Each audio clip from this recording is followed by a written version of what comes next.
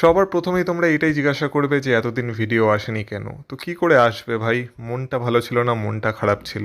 কেন খারাপ ছিল? কারণ ডাব্লিউডাব্লিউই নিউ ডে, জেসি মাটেওর সাথে সাথে আমাদের লেজেন্ডারি দ্য গোট টঙ্গা লোয়াকেও তাদের কোম্পানি থেকে বের করে দিয়েছে। টঙ্গা লোয়াকে আর ডাব্লিউডাব্লিউইতে দেখতে পাবো না, এটা ভেবে আমি তো ভেবেছিলাম ডাব্লিউডাব্লিউই দেখাই ছেড়ে দেবো। তোমাদের মধ্যে অনেকে মাঝে মাঝে কমেন্ট করো না যে জন সিনা রিটায়ার হয়ে গেছে, আমরা আর ডাব্লিউডাব্লিউই দেখবো না। রোমান রেন্স যদি চ্যাম্পিয়ন না হয় আমি আর ডাব্লিউডাব্লিউই দেখবো না।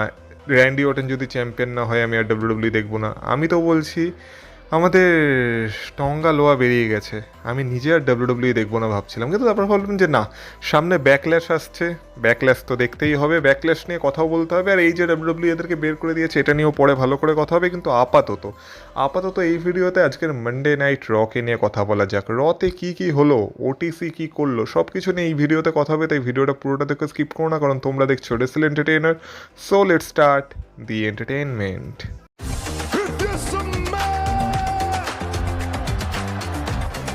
Acknowledge me. Acknowledge me. You there, sitting at home. Acknowledge me. আজকে রয়ের একদম শুরুতেই আমরা দেখতে পাই রোমান রিংস গাড়ি থেকে রেগে বেরাচ্ছে আর অ্যাডাম পিয়ার্স তাকে শান্ত করার চেষ্টা করছে, কিন্তু রোমান রিংস শান্ত হচ্ছে না। অ্যাডাম পিয়ার্সের হাতে একটা কন্ট্রাক্ট আছে যেটা আজকে তার সাইন করানোর কথা ছিল রোমান রিংস আর জেকব ফাটুকে দিয়ে, কিন্তু রোমান রিংস তো আজকে জেকব ফাটুর উপর এতটাই রেগেছিল যে সে আজকে জেকব ফাটুকে রয়ের শুরুতেই দেখে নিতে চাইছিল, সে রয়ের শুরুতেই বেরিয়ে আসতে চাইছিল, কিন্তু অ্যাডাম পিয়ার্স তাকে জানায় যে জেকব ফাটু এখনও রতে এসে পৌঁছায়নি, তো রোমান রিংসকে একটু অপেক্ষা করতে হবে। কিন্তু সেই সময় যখন রোমান রিংস পেছন দিকে ফেরে তখন তার সামনে দাঁড়িয়ে থাকে সেথ ফ্রিকিন রলিন্স। আর সত্যি কথা বলতে রোমান রিংস আর সেথ রলিন্সকে যখনই সামনাসামনি বা মুখোমুখি দেখা যায় না, তখন ভেতর থেকে একটা আলাদা অনুভূতি হয়, যেন মনে হয় হ্যাঁ কিছু একটা হতে চলেছে। এদের মধ্যে হিস্ট্রিটাই এমন আর এই দুই সুপারস্টারের অরাটাই এমন। তো যাই হোক না কেন, রোমান রিংস আর সেথ রলিন্সের মধ্যে আমরা এই মোমেন্টটা দেখতে পাই। আর তারপর সেথ রলিন্স বলে, তুই আমার রাস্তায় দাঁড়িয়ে আছিস। তো রোমান রিংস সেথ রলিন্সের সামনে থেকে সরে যায় আর সবার প্রথমে আজকে সেথ রলিন্সের মিউজিক বেজে ওঠে আর সেথ রলিন্স বেরিয়ে আসে, যেহেতু সেথ রলিন্সের আজকে প্রথম সেগমেন্টটা হওয়ার কথা ছিল। আর ওই দিক থেকে আমরা আরেকটা ভিডিও দেখতে পাই যেখানে আমরা দেখতে পাই যে অ্যাডাম পিয়ার্সের উপর রোমান রিংস রেগে গেছে আর রোমান রিংস অ্যাডাম পিয়ার্সের উপর চেল্লাচ্ছে যে এটা ঠিক হলো না, অ্যাডাম পিয়ার্স এটা ঠিক করলো না, অ্যাডাম পিয়ার্সের এখন চুপ করে থাকা দরকার। অ্যাডাম পিয়ার্স বলছে আমি চুপ করে থাকতে পারবো না, এটা আমার জব। যাই হোক না কেন, এরকম একটা মোমেন্ট আমরা রয়ের শুরুতেই দেখতে পেয়ে গেছিলাম, কিন্তু তারপর সেথ রলিন্স তো বেরিয়ে এসেছিল। সেথ রলিন্স কেন বেরিয়ে এসেছিল? সেথ রলিন্স আজকে বেসিক্যালি ব্রন ব্রেকারকে চ্যালেঞ্জ করার জন্য বেরিয়ে এসেছিল, যে ব্রন ব্রেকার তার সাথে যেটা করেছে সেসব ঠিক না, মানে এটাই করতো আর কি। কিন্তু সেই সেগমেন্টটা আমরা দেখতেই পাই না। তার কারণ হচ্ছে যখন সেথ রলিন্স জাস্ট মানে আসছিল রিংয়ের দিকে, তখনই ব্রন ব্রেকার তার পেছন থেকে এসে তাকে অ্যাটাক করে দেয়। আর শুধুমাত্র অ্যাটাক করে না, প্রায় তাদের মধ্যে একটা ব্রল চালু হয়ে যায়, যে ব্রলে আজকে সেথ রলিন্স বেশি কিছু করতে পারে না, কারণ আজকে পুরোপুরি ব্রন ব্রেকারেরই আপার হ্যান্ড থাকে। আর ব্রন ব্রেকার সেথ রলিন্সকে স্পিয়ারও মারে। আর তারপর আমরা দেখতে পাই সেখানে ডাব্লিউডাব্লিউর অফিসিয়ালসরা চলে আসে আর কোনোভাবে ব্রন ব্রেকার আর সেথ রলিন্সকে একে অপরের থেকে আলাদা করা হয়। কিন্তু সেই সময় সেথ রলিন্সের অবস্থা অলরেডি খারাপ হয়ে গেছিলো, কারণ ব্রন ব্রেকারের স্পিয়ার খাওয়ার পর আর কার অবস্থাই বা ভালো থাকে। তো সেথ রলিন্সের অবস্থা খারাপ হয়ে যায়, কিন্তু সেথ রলিন্স এখনও হার মানেনি, কারণ সেথ রলিন্সের রতের পরেও কিছু রোল ছিল। তো আমরা জাজমেন্টের একটা ব্যাকস্টেজ সেগমেন্ট দেখতে পেয়েছিলাম যেখানে আর কি রাকেল রড্রিগেজ আর রক্সেন পেরেস এসেছিল, আর ওই দিক থেকে লিভ মর্গান আর ডমিনিকও ছিল। তো লিভ মর্গান আজকে রক্সেন পেরেসকে জিজ্ঞাসা করছিল যে আমি নেটফ্লিক্সে এটা কী দেখলাম, আগের সপ্তাহে ফিন ব্যালার কেন এসেছিল জাজমেন্টের ক্লাব হাউসে, আর এসেছিলই যখন তখন তুই আমাকে সেটা জানাসনি কেন, আমাকে এটা জানার জন্য নেটফ্লিক্স কেন দেখতে হয়েছিল? তো রক্সেন পেরেস তাকে জানায় যে আমি এই কারণেই জানাইনি, কারণ আমি ফিন ব্যালারকে যা বলার সেটা মুখের উপরই বলে দিয়েছিলাম। তখন লিভ মর্গান বলে যে ঠিক আছে, তুই আজকে আমাকে একটা প্রমিস কর যে এরপর থেকে তুই জাজমেন্ট ডে থেকে আর কিছু লোকাবি না, কারণ এটা হলো একটা ফ্যামিলি। তখন রক্সেন পেরেস বলে ঠিক আছে আমি প্রমিস করলাম। লিভ মর্গান বলে তুই কী প্রমিস করলি? রক্সেন পেরেস বলে আমি এটা প্রমিস করলাম যে আমি আমার জাজমেন্টে ফ্যামিলির থেকে আর কিচ্ছু কখনো লোকাবো না। তো লিভ মর্গান আজকে খুব আনন্দ পায়, খুব খুশি হয়ে যায়। আর তারপর বলে যে রাকেল রড্রিগেজ আর রক্সেন পেরেস এবার brand new women's tag team চ্যাম্পিয়নও হয়ে যাবে যখন তারা পেজ আর ব্রি বেলাকে চ্যালেঞ্জ করবে। তো তাদেরকে আর কি ট্যাগ টিম চ্যাম্পিয়নশিপের দিকে লিভ মর্গান ঠেলে দিচ্ছে আর নিজের কাছে মেন চ্যাম্পিয়নশিপটা রেখেছে, মানে হিপোক্রিসি দেখছো লিভ মর্গানের। কিন্তু যেহেতু ফিন ব্যালারের কথা হচ্ছিল, তাই ফিন ব্যালারের সাথেও আজকে জেডি ম্যাকডোনার একটা ম্যাচ ছিল, কারণ জেডি ম্যাকডোনাল্ড যেখানে কি ফিন বেলারকে দেখে নিত। তো আমরা জেডি ম্যাকডোনাল্ড ফিন বেলারের মধ্যে ম্যাচটা দেখতে পাই। এবার এই ম্যাচটা তো আর কী বা ছিল, এটা তো পুরো জাজমেন্টের একটা ডমিনেন্স ছিল, কারণ ফিন বেলার একা ওই দিক থেকে জেডি ম্যাকডোনাল্ড কর্নারে পুরো জাজমেন্টে ছিল। Raquel Rodriguez, Roxanne Perez, Liv Morgan, Dominik Mysterio আর সবাই এই ম্যাচে ইন্টারফেয়ার করার চেষ্টা করছিল। মানে জেডি ম্যাকডোনাল্ড তো এই ম্যাচে হারার কোনো কথাই ছিল না। তো আমরা দেখতে পাই ডমিনিক যখন একটু বেশি ইন্টারফেয়ার করার চেষ্টা করে তখন রেফারি একটা সময় ডমিনিককে এই ম্যাচ থেকে বের করে দেয়। এবার ডমিনিককে তো এই ম্যাচ থেকে বের করে দেয়, কিন্তু লিভ মর্গান তখনও রিং সাইডে ছিল। লিভ মর্গান কোনোভাবেই রিং সাইড থেকে আবার ইন্টারফেয়ার করার চেষ্টা করে হাতে একটা রিং বেল নিয়ে, কিন্তু রেফারি তাকেও দেখে নেয়। এবার লিভ মর্গান তখন কী করে, সেই রিং বেলটাকে পেছন থেকে ছুঁড়ে রক্সেন পেরেজের কাছে দিয়ে দেয়। এবার সেই সময় ফিন বেলারও মোমেন্টাম ফিরে পায়, আর ফিন বেলার তখন জেডি ম্যাকডোনাকে একটা কুড়িগ্রাস লাগাতে যাচ্ছিল, কিন্তু রক্সেন পেরেজ সেই সময় সেই হাতুড়িটা দিয়ে ফিন বেলারকে অ্যাটাক করে আর ফিন বেলার ডিস্ট্র্যাক্টেড হয়। আর এই সুযোগটাকে কাজে লাগিয়ে আমরা দেখতে পাই যে জেডি ম্যাকডোনা এই ম্যাচে ফিন বেলারকে হারিয়ে দেয়। আর রক্সেন পেরেজ নিজের লয়্যালটি জাজমেন্টের দিকে প্রুভ করে, মানে জাজমেন্টের প্রতি সে যে কত লয়াল সেটাই আজকে সে প্রমাণ করেছে। কিন্তু তোমরা যদি ভালো করে লক্ষ্য করে দেখো, রক্সেন পেরেজের চোখ মুখ দেখে কিন্তু মনে হচ্ছিল না যে সে জাজমেন্টের উপর খুব একটা লয়াল বলে। আর যখন তখন এই রক্সেন পেরেজ জাজমেন্টের উপর টার্ন করে যেতে পারে, এটা আমি তোমাদের বলে রাখতে পারি। এছাড়া আজকে আমরা আমাদের রয়ের ব্র্যান্ড নিউ সুপারস্টার সোল রুকাকেও দেখতে পেয়েছিলাম, যেখানে সোল রুকার আজকে রয়ের কন্ট্রাক্ট সাইন করার কথা ছিল। তো অ্যাডাম পিয়ার্স কন্ট্রাক্টের সাথে বেরিয়ে আসে, সে সোল রুকাকে ইন্ট্রোডিউস করে আর সোল রুকা এসে রয়ের কন্ট্রাক্ট সাইন করতে চায়। কিন্তু এই মোমেন্টটা যখন সোল রুকার হওয়ার কথা ছিল তখন সেখানে তাকে ইন্টারফেয়ার করে বেকে লিঞ্চ।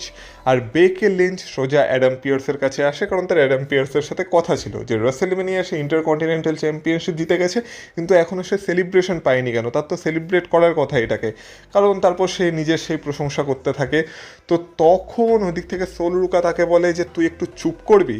তখন বেকি লিঞ্চ বলে না আমি চুপ করবো না, আমার এখন অনেক কিছু বলার আছে, বলে সে আবার নিজের প্রশংসা করতে থাকে। তখন সোল রুকা বলে হ্যাঁ আমি জানি তুই কে, তুই কী কী অ্যাচিভ করেছিস, কিন্তু আমার মনে হচ্ছে বাকিরা তোর নামে যেটা বলে সেটা তারা ঠিকই বলে। তখন বেকি লিঞ্চ তো খুব আনন্দ পায় যে আমার নামে হয়তো খুব ভালো ভালো কথা বলে তারা। তখন বেকি লিঞ্চ বলে আচ্ছা তারা কি বলে, যে আমি হলাম সেরা, আমি হলাম বেস্ট, এইসবই। তখন সোল রুকা বলে না, তারা তোর নামে বলে যে তুই হলি সব থেকে ইগোয়েস্টিক বিচ। আর এটা যখন বলে তখন বেকি লিঞ্চের রাগ হয়ে যায়, আর বেকি লিঞ্চ মানে সোল রুকাকে তখন একটা ঘুষি মারতে যাচ্ছিল, কিন্তু সোল রুকা সামনে থেকে সরে যায় আর ঘুষিটা গিয়ে পড়ে অ্যাডাম পিয়ার্সের মুখে। আর অ্যাডাম পিয়ার্সকে যখন বেকি লিঞ্চ ঘুষি মেরে দেয় তখন বেকি লিঞ্চ ভাবে এই আমি কী করে ফেললাম। অ্যাডাম পিয়ার্সও খুব রেগে যায়, কিন্তু এই ডিস্ট্রাকশনের ফায়দা তুলে আমরা দেখতে পাই যে সোল রুকা বেকি লিঞ্চকে একটা সোল স্ন্যাচার মেরে দেয়। হ্যাঁ সে একটু বচ করতে যাচ্ছিল, কিন্তু বচ হয় না, সে কোনোভাবে নিজেকে ম্যানেজ করে নেয় আর সে একটা সোল স্ন্যাচার বেকি লিঞ্চের উপর লাগিয়ে দেয়। আর এটা যদি বচ হয়ে যেত তাহলে সোল রুকার ভীষণ এম্বারেসমেন্ট হতো যে রয়ের প্রথম দিনেই এসে সে তার ফিনিশার বচ করে ফেলেছে। কিন্তু যাই হোক, সে নিজেকে কোনোভাবে সামলে এটা মেরে দিয়েছিল। আর এই মানে বেকি লিঞ্চের যে ইন্টারকন্টিনেন্টাল চ্যাম্পিয়নশিপটা ছিল সেটাকে রেস করছিল। মানে এবার এটা মনে করা যাচ্ছে বা এবার এটা মনেই হচ্ছে আর কি, পরিষ্কারই হয়ে গেছে যে বেকি লিঞ্চের ওমেন্স ইন্টারকন্টিনেন্টাল চ্যাম্পিয়নশিপের জন্য নেক্সট যে চ্যালেঞ্জার হতে চলেছে সেটা হচ্ছে সোল রুকা। এছাড়া আজকে আমরা জো হেনরির আবার একটা কনসার্ট দেখতে পাই, বা তার আগে আমরা একটা ব্যাকস্টেজ সেগমেন্ট দেখেছিলাম যেখানে আর কি লোগান পল তো ভীষণ রেগেছিল জো হেনরির উপর, যে সে কীভাবে লোগান পলের নামে কথা বলছে, সে কীভাবে বলছে যে সে লোগান পলকে ফায়ার করে দেবে। তো আজকে জো হেনরি আবার সেই গানটাই করছিল। তো আমরা দেখতে পাই সেখানে অস্টিন থিওরি আর লোগান পল বেরিয়ে আসে, আর অস্টিন থিওরি আর লোগান পল বেরিয়ে আসার পর সে বলে যে সে আজকে অস্টিন থিওরির সাথে যেহেতু জো হেনরির ম্যাচ ছিল, অস্টিন থিওরিকে লোগান পল বলে যে জো হেনরিকে দেখে নিতে। তো আজকে অস্টিন থিওরির সাথে জো হেনরির ম্যাচ শুরু হয়। এবার এই ম্যাচটাও আজকে শেষ হতে পারে না, কারণ এই ম্যাচটারও মাঝখানে আমরা দেখতে পাই যে লোগান পল এই ম্যাচে ইন্টারফেয়ার করে আর জো হেনরিকে অ্যাটাক করতে শুরু করে দেয়। এবার নাম্বারস গেম জো হেনরির এগেনস্টে ছিল, অস্টিন থিওরি আর লোগান পল মিলে জো হেনরির উপর অ্যাটাক করছিল। তখন জো হেনরিকে বাঁচাতে স্ট্রিট প্রফিটস চলে আসে, যেহেতু তাদের পাঙ্গা চলছে লোগান পল আর অস্টিন থিওরির সাথে। তো আমরা তাদের মধ্যে একটা ব্রল দেখতে পাই। এবার নাম্বারস গেম যেহেতু ভিশনের এগেনস্টে চলে গেছিলো তখন সেটাকে আবার ইকুয়াল করতে সেখানে ব্রন ব্রিকার চলে আসে, আর ব্রন ব্রিকার তার ধ্বংসলীলা চালায়। ব্রন ব্রিকার আসার পর তো জো হেনরি আর স্ট্রিট প্রফিটস কোনো সুযোগই পাচ্ছিল না। তো তারপর আমরা দেখতে পাই যে ব্রন ব্রিকার সম্ভবত জো হেনরিকে একটা স্পিয়ার মারতে যাচ্ছিল, কিন্তু সেই সময় তার পা ধরে পেছন থেকে টেনে নেয় সেথ ফ্রিকিন রলেন্স। আর বললাম না সেথ রলেন্সের আরও রোল ছিল। তো তারপর আমরা আবার সেথ রলেন্স আর ব্রন ব্রিকারের মধ্যে একটা ব্রল দেখতে পাই, যেখানে এখন সেথ রলেন্সের আপার হ্যান্ড ছিল। আর লাস্টে সেথ রলিন্স ব্রন ব্রেকারকে একটা স্টম্প মারতে যাচ্ছিল, কিন্তু সেই সময় মানে রিংয়ের বাইরে আবার ব্রল শুরু হয়ে গেছিল। আর মন্টেস ফোর্ড একটা সেই রিং রোপ থেকে উপর দিয়ে একটা স্প্ল্যাশ টাইপের ডাইভ মারে না, সেটা আজকে সেথ রলিন্সের উপর দিয়ে মারার সময় সেথ রলিন্স ডিস্ট্র্যাক্টেড হয়।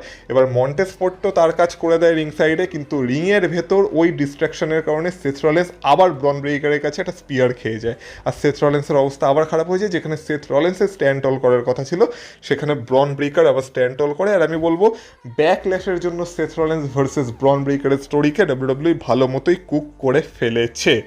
আর তারপর ব্যাক স্টেজে আর কি স্ট্রিট প্রফিটস আর সেথ রলিন্সের মধ্যে একটা সেগমেন্ট আমরা দেখতে পাই, সেটা নিয়ে বেশি কথা না বলাই ভালো।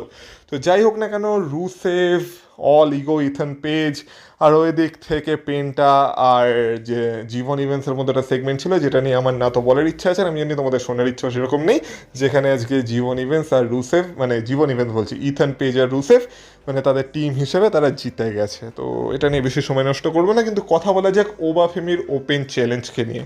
তো যেমন আগের সপ্তাহে ওবাফেমি অ্যানাউন্স করেছিল যে এই সপ্তাহ থেকে তার ওপেন চ্যালেঞ্জ শুরু হতে চলেছে, তো আজকে তার প্রথম ওপেন চ্যালেঞ্জ ছিল, যেটাকে অ্যাকসেপ্ট করতে এসেছিল আকিরা তোজাওয়া।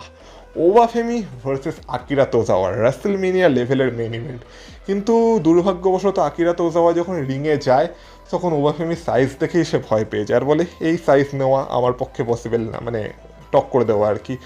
তো তখন আকিরা তোজাওয়া যখন ভয় পেয়ে যায়, তখন আকিরা তোজাওয়ার বন্ধু ওটিস বলে ঠিক আছে তোর হয়ে আমি নামছি। তো আমরা আকিরা তোজাওয়ার বন্ধু ওটিস আর ওবাফেমির মধ্যে তারপর একটা ম্যাচ দেখতে পাই। এবার যেই ওবাফেমি ব্রক লেসনারকে হারিয়েছে, সেই ওবাফেমি কীভাবেই বা ওটিসের কাছে হারতো। তো ম্যাচের প্রথম দিকে ওটিসকেও একটু সমান সমান দেখানোর চেষ্টা করা হচ্ছিল, কিন্তু আমি জানতাম এটা দেখিয়ে কোনো লাভ নেই, কারণ অলরেডি ওবাফেমি এর থেকে বড় চ্যালেঞ্জকে হারিয়ে রেখে দিয়েছে। তো ব্রক লেসনারের উপর ওবাফেমির সামনে এই লেভেলের যারাই আসবে তারা কমই মনে হবে ওবাফেমির সামনে। তো কোনো লাভের লাভ সেরকম কিছু ছিল না, এটা শুধু ওবাফেমির ডমিনেন্সকে প্রুভ করার জন্য ছিল, যেখানে লাস্টে আমরা দেখতে পাই ওবাফেমি কোনোভাবে সেই ভারী ওটিসকে তার বুদ্ধির সাহায্যে তুলে, মানে প্রথমে রিংয়ের কর্নারে নিয়ে যায়, তারপর সেখান থেকে তাকে তুলে একটা ফল ফ্রম গ্রেস মারে, আর ওটিস এখানে ওবাফেমির কাছে হেরে যায়, যেটাই হওয়ার ছিল আর যেটাই হয়েছে। তো ওবাফেমিকে এইভাবেই এখন ডাব্লিউডাব্লিউ দেখানোর চেষ্টা করছে। আমার মনে হচ্ছে ব্রক লেসনারের সাথে ওবাফেমির ম্যাচ খুব তাড়াতাড়ি হয়ে গেছে, আর এরপর ওবাফেমির জন্য ডাব্লিউডাব্লিউ আর নতুন কিছু ভাবতে পারছে না। তাই তো বলছি যে ব্রক লেসনারের পর যেই মানে এই টাইপের মিড কার্ডাররা ওবাফেমির সামনে আসুক না কেন, তাদের লেভেল ব্রক লেসনারের থেকে তো কম, আর ওবাফেমি তাদেরকে খুব সহজেই হারাতে চলেছে। তো এইখানে বেশি ইন্টারেস্টিং কিছু ডাব্লিউডাব্লিউ করতে পারবে না।